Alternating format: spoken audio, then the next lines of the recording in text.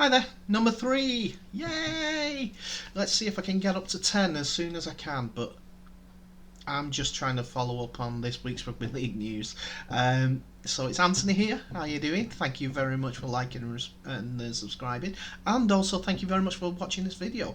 I'll look at the camera now. I apologise. It was a bit needless for me to do that. Now, the reason why I'm back today is Rugby League again. But this time it's all about previous reporting. I'm a few days behind in regards to the new appointment of International Rugby League's chairman Troy Grant. So this is what has been said in regards to the Rugby League World Cups. So, the IRL has ditched the traditional bidding process for the World Cups and has begun talks over 2025 with the new French Rugby League president, Luc Lacoste. France has to be a strategic priority, he said. Hopefully we can build a compelling argument for the French government.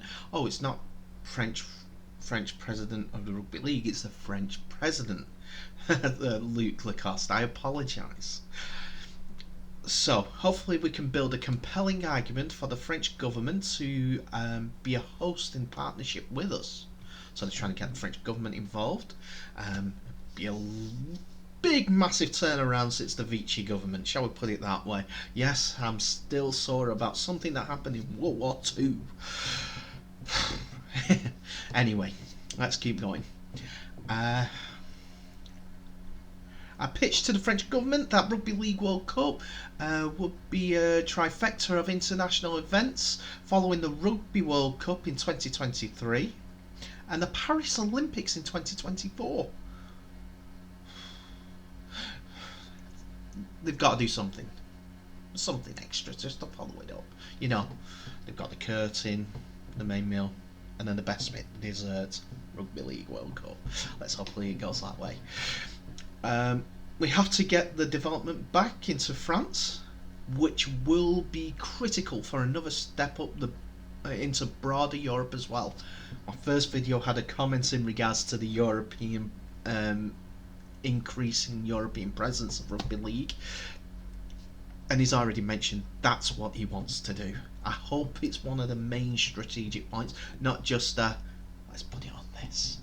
But if they build up France, they've got to build up Italy, because there's teams in Elite 2 that are Italian. They come across the Alps and play. They're happy to either have it wholly in France or look at multiple nations format with France as a lead. That's where the European bits come through. Have it with Belgium. Have it with Holland. There are teams. Granted, amateur, but they'll have the stadia. They might have the stadia free as well. Plus it's new TV markets. Like I keep saying, they've got to look at TV markets for everything.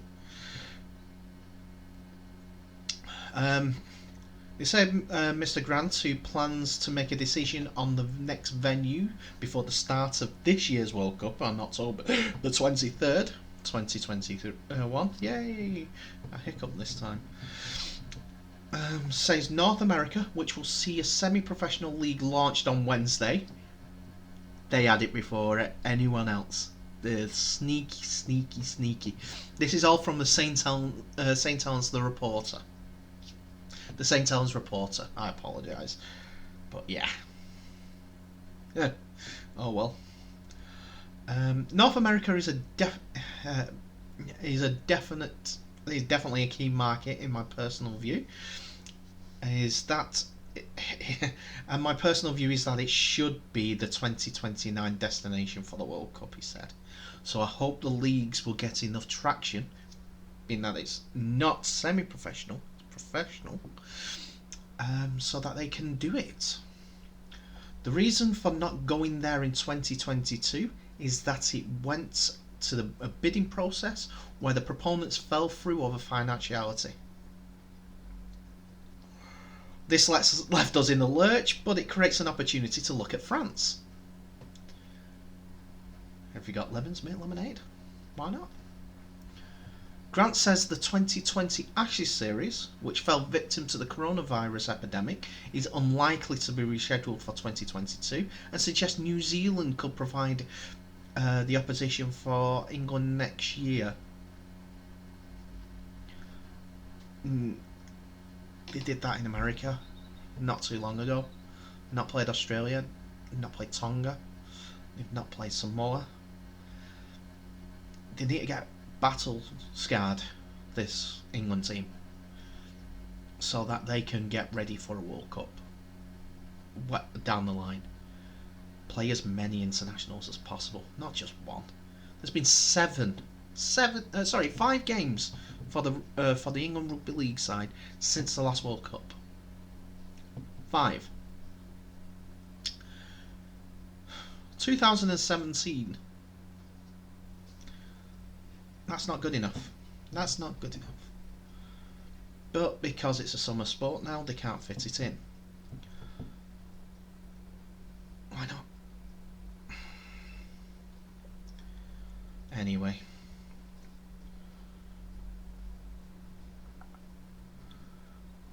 Traditionally, countries like a lighter year of content following a World Cup. No. It's a tradition, but it shouldn't. It shouldn't be. Oh, we've had too much rugby league. What? Grow the game, guys. Push it down our throats. Get more eyes on the product. With the American League that's coming on, you've got to create international friendlies against a select American from the USA IRL, and then a select team from the NARL, and then an All-American team. Have it played, I don't know, somewhere not traditional. Don't go into a big massive stadium unless you plan to promote it well. That's the problem with the New Zealand game over there. 25,000 for a stadium that was what, 60, 70? I don't know. Anyway, so the next Ashes series could take place in 2023, possibly coinciding with the next World Nines. And Grant says he's confident of a 10-year calendar will finally be put in place. I'll get my word salad out in a minute. As the IRL looks to get our act in order. Big words. So what he says about that, Mr. Grant, is that has been the Achilles heel of the IRL for a long time, to not have that clarity about when competitions are being played. Because of the IRL currently does not have enough clout, it means this mid-year's international window is likely to be a one-off, with a move to the end of the series likely for end of the seasons likely at the 2022. We're targeting the end of the year to have international windows, so it doesn't corrupt professional leagues. He's hoping to strengthen the IRL's hand through negotiations. They'll need money.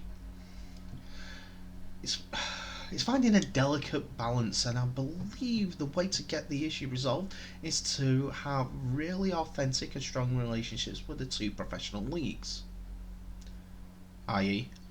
money. If they had some money, then they'll bother.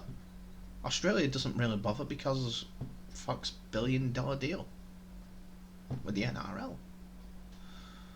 UK doesn't bother because they get the 40 million. Wait, how? Anyway, from Sky, which is about to run out. If the deal, well, it's going to be reduced, first of all, but they'll still have Sky Rugby League on TV in the UK. So it goes on to about reaching out to the clubs in the NRL to understand their thinking, what they see rugby league fits into their demands. They said to a person that the first time it was the first time the IRL has spoken to them. I think the relationship we had was with the ARL, the RFL, and the professional clubs is stronger than it has been in a long time. They're looking into private equity investments as well, pushing an alignment of laws between the NRL and the RFL. So that's not surprising. It wasn't surprising to me that they haven't actually been in touch with the leagues. They just said, "We'll do it. We'll do it now." Okay, whatever you want. Why not get some parity? They got the two continents basically. Get them an international TV deal. A TV will then push for the game's over. I know it's easier to say that said than done, but more rugby league on more channels. International rugby league. That's the pinnacle. International sports is supposed to be the pinnacle of all sports. They say it's one of the proudest moments for rugby league, for any sportsman to be called up for their country. They need to do something, otherwise, well, the power's still with the clubs. I still think that NRL should be the ones that run International Rugby League, because they're the ones that are choosing the laws. Their main focus would be on clubs still, but they will play international games if they get some more money to host them and play them on TV. It's a no-brainer. Rugby league again. I know. I'll find another subject soon, but I think my first few videos will be rugby league centric. So if you've got any ideas, please don't hesitate to get in touch. Maybe I should smarten up a little. Well, the same thing for 3 videos. Yeah. Trust me. It'll be good. Alright then, well, I'm going to let you go. I'm starting to waffle now. I'm getting tired, so all I can say is good night, and I'll see you later. Bye now.